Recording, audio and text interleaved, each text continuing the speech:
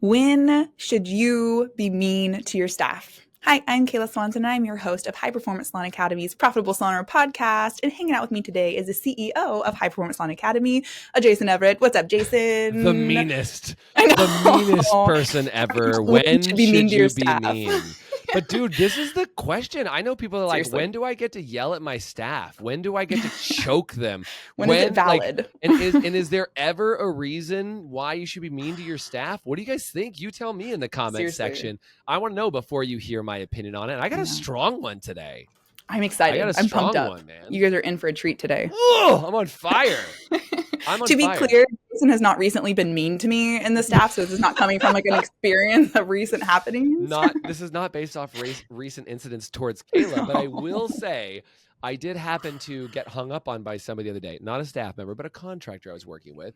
And I realized this is why I want to bring this up today, Kayla, is like, the question is there a reason and a time you should be mean to somebody? And if so, how and why, and how does that work? And let's define mean too, because I think some people are like, oh, you were being mean, but maybe you weren't really being mean. Maybe you're just being honest, or maybe you weren't being mean. Maybe you were just being direct. And I think there's a lot of misconceptions around that. And I think it's gonna be a great subject for today. Nice.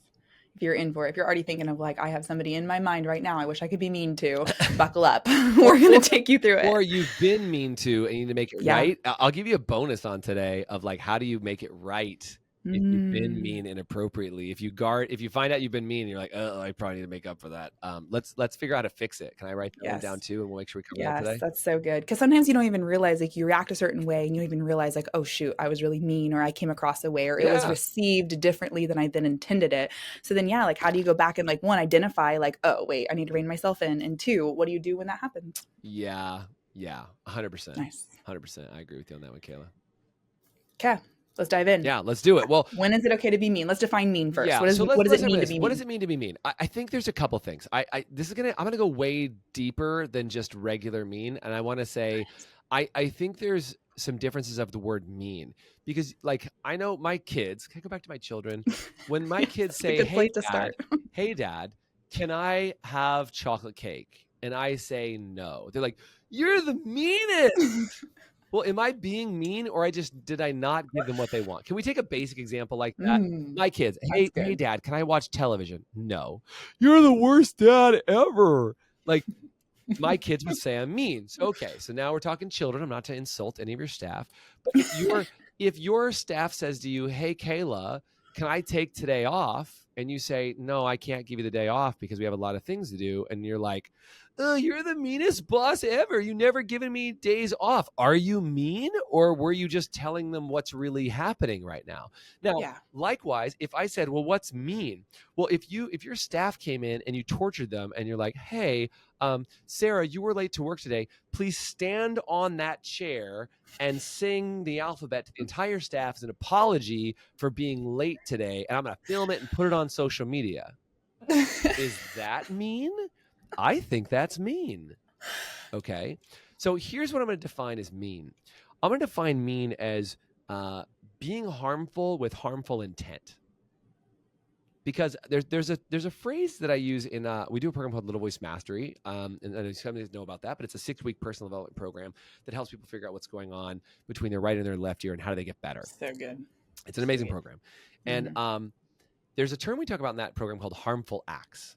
And harmful acts are really interesting. Is there something done with a positive intention, but it creates a negative consequence? So, hey, I'm going to prevent you from eating chocolate cake because I don't think it's healthy and you're not going to go to bed. And it creates a negative consequence. Now you're mad at me. That's a harmful act. And like, if it's defined by the person who's perceiving it as like, well, that was harmful to me. It didn't give me what I wanted. So therefore I'm mad. And it kind of like operates from our base term of operation is like, what is it? Now, if I'm doing something intentionally that I know is going to hurt you, and I'm doing it because I know it will hurt you, that's different. If I'm doing something, even though I know it might hurt you or it might hurt your feelings, but I'm doing it because I know it's got a good consequence for you, that's called leadership. Like, that's kind of weird, isn't it? I'm like, hey, Kayla, like, I know you asked me for that day off, but like, as a team, we can't do that day off for you. Am I mean? Like that some of you are like, oh, that's mean. I think so many people are interested in being the opposite, or what they perceive to be the opposite of being mean, which is being nice. Because you're either nice or you're mean. Can we just use that as a definition? I promise I'm going to go back, Definitely. continue to define mean here. I'll continue to define mean. I should probably look up the definition of the word while we're talking about it, actually. That's a good idea. Definition. It's very interesting. So here's what I think happens. Nice. Like what does it mean to be nice? I think a lot of people like nice means I give you what you want when you want it, right? And that is nice. It'd be nice to give people what they want when you want it, but you can't always be nice. I think there's another definition of the word nice, which means nothing inside me, and by the acronym NICE, nice, nothing inside me cares enough to tell you the truth. Because see, the truth is with our children, and again, the reason why they think sometimes it's mean is they don't have the full context, but we have the full context, right? So listen, we've had a piece of cake earlier today. I don't want you to have 2 pieces of cake today because, you won't get fat off 1 piece of cake. But if you eat like 50, we're going to get fat. So let's not do that. It's also going to wind you up for sugar, and it's bedtime, and that's not appropriate because you're never going to go to bed. And like, that's a very sane way to explain to an adult why that wouldn't be an appropriate thing. Now, an adult might say, I want to eat 50 pieces of cake, Jason. And I'm an adult, I can make that choice. But when you're a kid, you don't get to make that choice.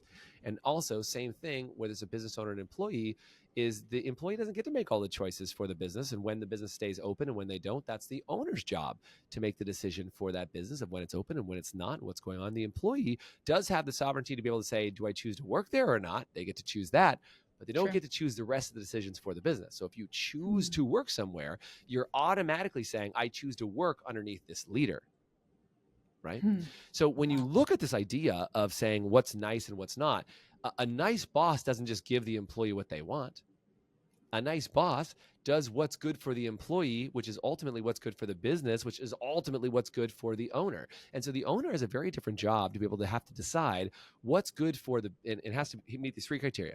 What's good for the client, meaning the customers and clients that you have, what's good for the employees, and what's good for the business itself. Because if I make a decision like, hey, I own an ice cream shop and my decision is to give free ice cream away, well, yeah, of course that's amazing for the consumer. It might not be good for the staff member because I don't have money for them, and it might not be good for me because I don't have any money to buy more ice cream tomorrow. So as an owner, I have to make a decision that's good for the client, good for the staff, and good for me. Maybe I do free ice cream on Tuesdays. The rest of the days we make money or whatever it is. That's my decision or the owner's decision at that time. So mean, this is the definition of the word mean. Intended to convey, indicate, or refer to a particular thing or notion or to signify. Oh, that's to mean something. No, I want mean like intended something or to occur to be the case. That's not, they mean no harm. Nope, that's not a good definition. I'm trying to think of like be angry or grumpy. I just have to look that up, consequences later. But I think that the way to just look at this, Kayla, in my opinion, is being mean is somewhat in the eyes of the beholder. I think that harmful acts, like if you do something with a negative intention and it creates a negative outcome, that's being mean, right? Negative intention, negative outcome. Congratulations, you were mean. I made fun of you today. I made a joke about you. I was being mean and I did it. And there's a lot of gray area around like, oh, I was just joking, or there's some gray area around it. But for the most part, it's usually pretty obvious somebody's being mean. Now, I want to talk about another word, and I feel like I'm on like the dictionary.com universe here, but there's a word abuse, because I think being mean over a long period of time goes into an abuse category. And the definition of the word abuse that I really have found very valuable is abuse is where you give someone something they don't want and or don't need, potentially without their permission. Like, hey, I'm going to hit you on the shoulder over and over again. You don't want that? That's abuse. Now, if we're in a boxing class together, then that's not abuse. That's the boxing class, right? Now, likewise, abuse can also be preventing you from getting something you do want and do need, but I'm keeping it from you. Okay. So if I look at it through that lens, Kayla, then what I get to talk about is, if you need something like, hey, you want a ball, and I'm back to kids, right? You want a ball and I'm holding it away from you and I'm preventing you from grabbing that ball. Ha ha, neener, I've got the ball. That's abusive. Like I'm keeping you from something you do want or don't need. So here's where this gets complicated when you start to involve adults, okay? Is you involve adults, well, hey, business owner, you're standing in the way. I need more money and you're keeping it from me. You're abusing me because you're not paying me the money I deserve. Now we're getting into the nuances, right? Yeah. And you're like, well, is it money you deserve? Is it money I can afford to pay? Like, how does it work? And so, when we're talking about not children, we're talking about adults here. We're saying, all right, Well, when is it okay to hold that back from somebody? And the way I would look at that is like, okay, so here's a subtle nuance of that. Instead of me saying, oh no, there's nothing you can do to get paid more money, well, that's a problem.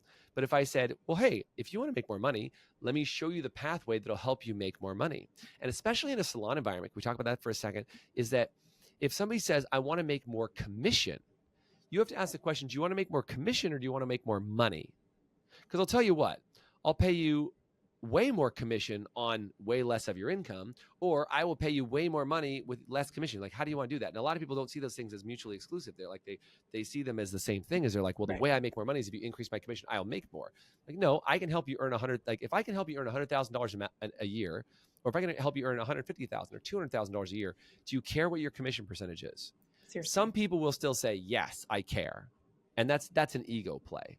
But if I sit down with you and say, how much do you want to make? And if I can help you make that money, is this a good relationship? And if you're like, hey, I want to make this much money. I go, great. You want to do that? Let's build a plan to help you get there. In my opinion, that's no longer abusive because I've given you a path to help you do what you can do. Now, if I block you from it or prevent you from doing it, or I sabotage you, or I don't schedule enough work hours and all that stuff, like I tease you with it and I take it away from you, again, abusive. And I'm using this word abuse on the far side of the word mean, because I think there's some confusion about being mean means to not be nice.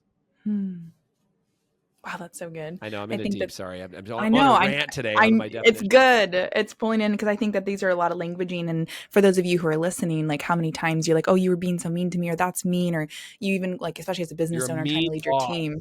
Yeah. Or you like, I love what you said, Jason, about like, I just don't want to be mean. And so then I resort to being too nice. And I know that I for sure fall into that. So, okay. So I was watching, Shark Tank, Robert Herjavec.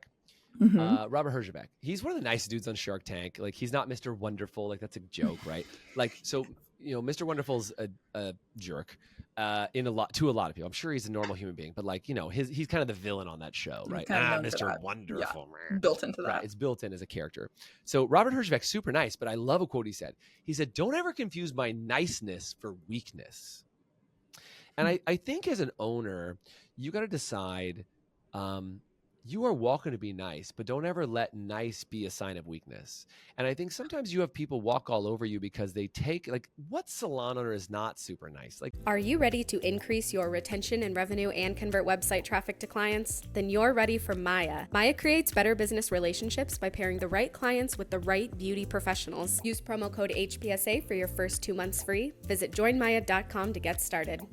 Man, I don't know. Somebody's watching this like, I'm definitely not nice.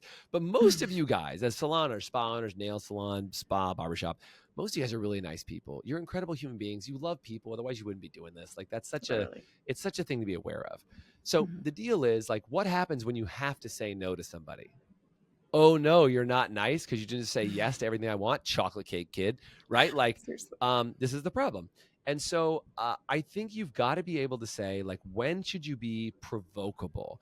When should you stand up for something? Because I'll tell you, can I tell you when I'm not nice? When somebody comes after my children or my spouse, you get everything. Yeah. Like if somebody came after my kids or my spouse, you get the whole deal. You know what? If I'm on, if we were on a train, Kayla, you and I were on a train with Ember. We were on the train with Ember. That's right on the way home from Portland.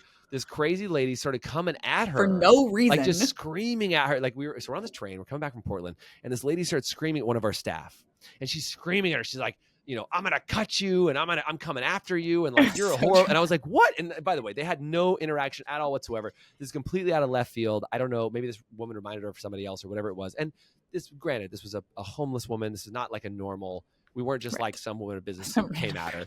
It was uncomfortable situation. But like I was ready to fight that lady. Like if that lady would have come towards my staff, I would have done everything I could to not punch her in the face. But like I would have protected you guys. Like yes. I am willing. And by the way, that could have been considered mean. And maybe somebody's like, Jason, they need mental help. You need to check them into an institution. How dare you say you would punch a lady? Like I'm just like, I will protect our people. That's what my job is like, as the owner of the company, I want to protect my people. I would do that. I would protect my family. I would protect my wife. I would protect my friends. I would protect my employees. Like that's my job. And you know what? Sometimes that means, get ready for it, I got to protect you from yourself. And this is where, I'm glad I got you on that one. This is where you got to decide as an owner, who do you want to be? Because if I'm saving you from yourself or protecting you from yourself, I'm like, hey, you not selling retail, that behavior doesn't serve you. And so I can be nice and like never ask you to sell retail again. Or I can say, don't you want to put your kid into private school, or don't, and I'm saying these things, but like, don't you want to get access to all these things? Like, so let's figure out how to solve that problem for you. Like, and this is the difference. I'm not standing against you. I'm standing next to you. Like, I think a protector, somebody who's willing to be provoked or be provocable, needs to stand beside you, not in front of you in opposition. And this idea of being mean is you're seeing yourself in opposition with this person versus standing next to them and saying, I want to be in this with you. I want to fight this for you. And when you're seen as the primary position of resistance, that's because you are standing in the way and you're blocking them, or at least their perception is.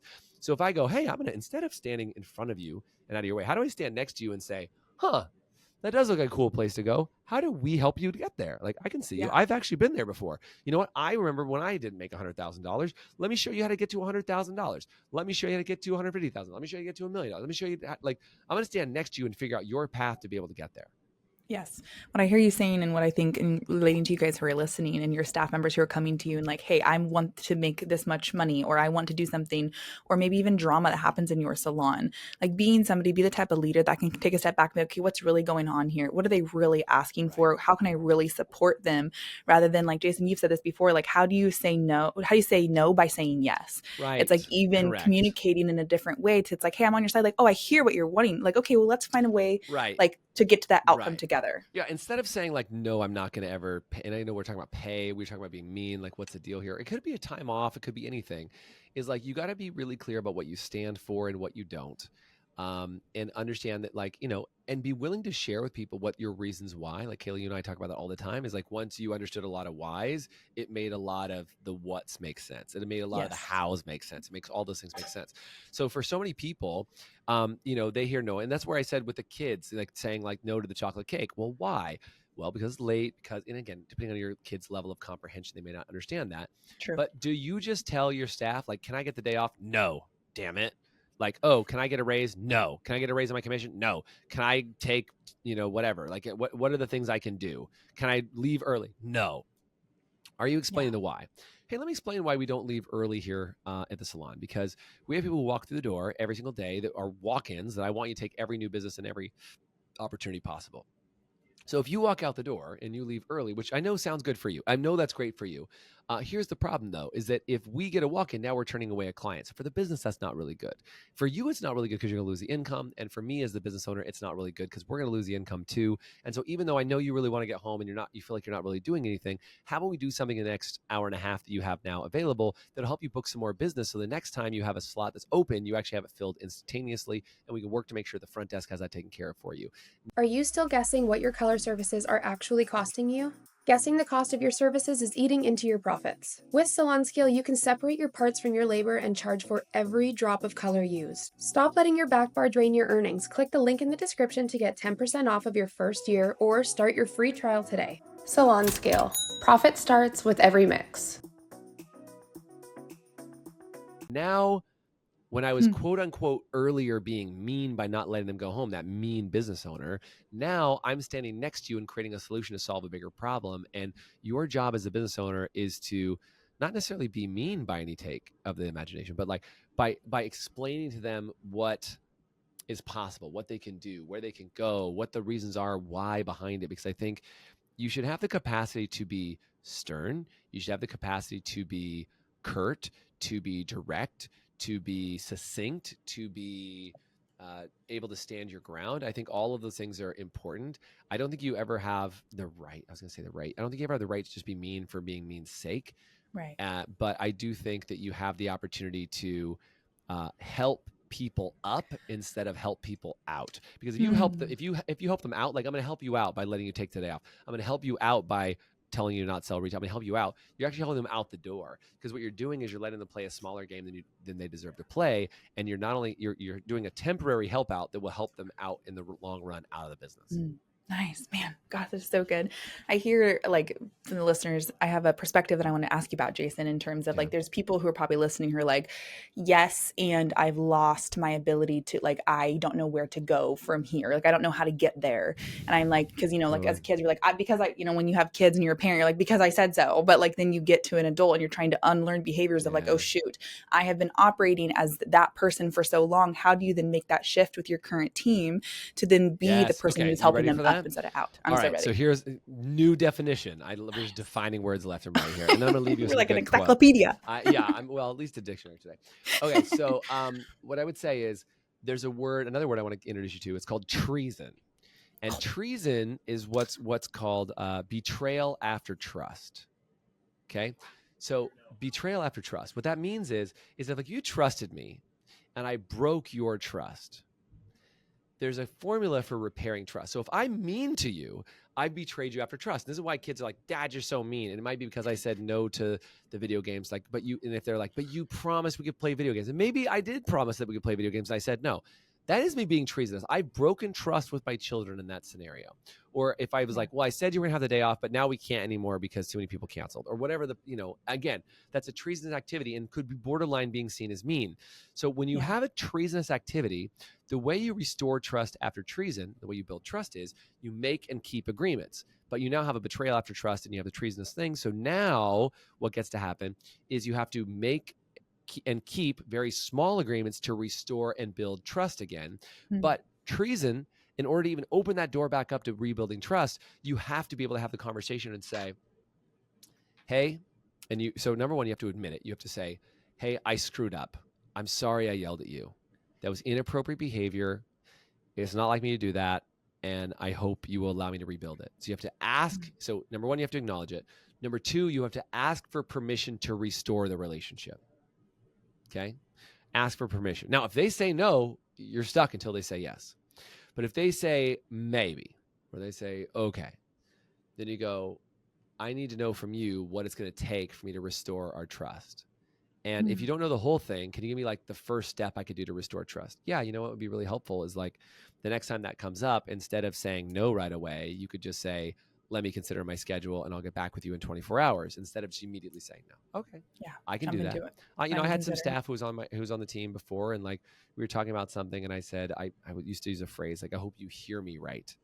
And they were like, I don't like that phrase. And I'm like, I get it. They're like, I don't like that phrase because it implied that it was my fault if I didn't hear you right. I'm like, okay, so how do I fix it? And they were like, well, I'd like you to say, instead of I hope you hear me right, I would like you to say, I hope I say this right. I'm like, fair. That transfers responsibility from you onto me. And I'm like, that's fine. I'm like, and I worked on it. I said, all right, well, I hope I say this right then. And they're like, yeah, see, that's much easier for me to hear. I'm like, great. So what I did is I said, I'm sorry it made you feel that way. That wasn't the intention. That was a harmful and unintentional harmful act. Unintentional. Allow me to fix it. And I'm a big fan of fixing anything that needs that can be repaired. Like if I make a mistake, I know I'll fix it. Like if you'll allow me to fix it, you'll allow me to write it. Like if Kayla, you were really mad at me because you thought I was being mean to you. And I'm like, Kayla, I'm so sorry. I don't know what it was. Can you please tell me what's going on so I can repair it? I would hope we have enough relationship credibility that you'd allow me to repair it. And again, some people are like, it's not irreparable. Okay, sure. Like that. Sometimes that happens, right? Yeah. So what does this all mean? It means if you want to restore relationship or you're too deep into it and you don't even know what to do, sometimes you got to ask your staff, like, hey guys, I know I've screwed some things up and like I'm working on turning over a new leaf here. And if you will have me to be able to restore it and fix the problem, I will gladly do whatever it takes to earn your trust back. It's very different. That's so now, powerful. And by the way, you might go, but I didn't screw anything up. This is what people do. I didn't screw anything up. It's not my fault. It's their fault. Well, then you're not ready to apologize yet, right? Like you like, or fix it in the right. first place. And I had a client in Chicago, and he was like, Jason, you know how many things I've tried to start with my team? I've dropped the ball on whatever. And I said, great, make a giant list, show your team the whole list, and say, hey, these are all the things I said I was going to do. These are the things I'm not really going to do. Here's the things I will do. You can hold me to it. And if I don't do it, then I don't restore trust. But let's restore trust again. Ready to transform your business and improve your salon's profitability? With Lonza's 3-in-1 technology and intermixable shades, your hair color inventory is streamlined with limitless creativity behind the chair. Click the link below to unveil the secret to salon success. And he did it with the staff. The staff trusted him again. They rebuilt an entire relationship. Like, it was fantastic. And I think, there is a reason to be more aggressive or firm or adamant about your position or direct, but I don't think there's ever a reason to be mean to your staff. And I think that's important. Yep. So to answer the question at the beginning, when is it okay to be mean to your staff? It isn't okay to be mean to your staff. I would say it's never okay to be intentionally mean to your staff. Yes. And even if you do, you've got to correct it if it was an accident. I mean, look, we're all broken people. So there's going to be a moment and you're like, that's why I said, is it okay to be mean? There's not really I don't think there's an appropriate moment. It's not like, oh, well, if they just show up late, then be mean. Or, oh, when they, whatever, be mean. But like if somebody's stealing from you, can I just say you got to be firm, and you might not be nice when you kick them out the door. Do you know what I mean? When you find out that they're there. And I think, being mean, because this is why I'm saying there's a perception around this meanness, right? Is like walking somebody out the door and saying you don't work anymore might be perceived as being mean. But what is your intention? Your intention is to protect the people that are there, to protect the customers, protect yourself, protect those other people. Right. So I think being direct, being honest, being forthright, if that's perceived as being mean by somebody, that's different than actually being mean. That's why I wanted to make sure I clarified on that, right? Mm-hmm. Is like there's not a reason to be intentionally mean towards another person just for the hell of it. But if they perceive you as being mean, that's different. Yes, 100%. I think knowing, like somebody said once, if you can't define for yourself why you're making a decision, then rethink why the decision that you're making. Like don't mean like take forever to make a decision, but if you're making a decision with somebody else, like, no, you can't have the chocolate cake, but you can't give a valid reason why they can't have the chocolate cake, then maybe let them have the chocolate cake. Now, if it's before bedtime and there's valid reasons, but when you're making those decisions, knowing where they come from, let them know, like tell the why. Exactly. And knowing and just being able to have that more communication. So when they press in, be like, I totally hear your frustration. This is why I made the decision that I did. Because people can't argue with with your why. They can argue with the words that you said, but not necessarily your why. It's harder to argue with the why for sure. Yeah, totally. And another thing that I thought of earlier too, less on the like repairing of the treason and things like that. But like if you have like your clients or your staff is coming to you a lot and they're like, I want this day off, I want that day off. And you're just like, why do they keep asking for all these things? Even getting creative to turn what they're requesting into something that benefits the company in terms of like, okay, I'm going to run like, hey, you guys can earn a day off by running this challenge. If you get the, run something like that, turn it around. It's like, hey, this is what a demand, or this is something that's really popular in my staff, or they want this thing, then turn it into something that benefits the company, benefits the clients, and benefits the things like that, to make those decisions turn to be like, oh, I hear what you're saying. Okay, this is what we're going to do, guys, and roll out a new thing, especially if you're one of those people listening who like, oh man, I'm struggling with this because I've been this way for so long. Starting to turn the page and pivot and do other things is thinking of something outside the box of like, how do I turn the request into something that benefits the company, rather than just being like, no, you can't have a day off. We're too busy. I can't afford it. Because that's like thinking like it's all about me and not about you, rather than like, ooh, okay, let's earn a day off. If we make these numbers or whatever, then we can do that. Yeah. Nice. I want to end on this quote because I wanted to sneak this into the podcast today. Is whether you believe in his political affiliations or I don't know, I've heard people say good and bad things about this guy, but I love this quote, and regardless of how you feel about it, I want to read this quote to you. It said, I'm going to read the quote and I'll tell you who it was later, so you can be mad if you're mad later. It says, if you're not a formidable force, there's no morality in your self-control. And I'll keep reading. If you are incapable of violence, not being violent isn't a virtue. Simply being incapable of violence is just being harmless. This doesn't mean you are a good or moral person. Genuine virtue emerges from having the capacity for strength, the capacity for aggression or violence, and then deliberately choosing to control it and use it for good. Be or formidable force. And the person that is, maybe you don't have any charge on it, but like it's Jordan Peterson. And what I think is really fascinating about that is, like I said, be provocable. If I'm fighting for my family, it's like you mess with the bull, you're gonna get the horns. I don't live that every day. Like Kayla, you know how I operate. That's not me every day, right? I'm not like rah rah rah. No, like, that's not my not every day. It's like not every day, but some days. But the idea is like, look, like be willing to be passionate and fight for the things that you stand for. Because if you don't fight for the things that you want, people will walk all over you. And so I think the moral of this entire podcast should be, don't confuse being mean for having to be nice.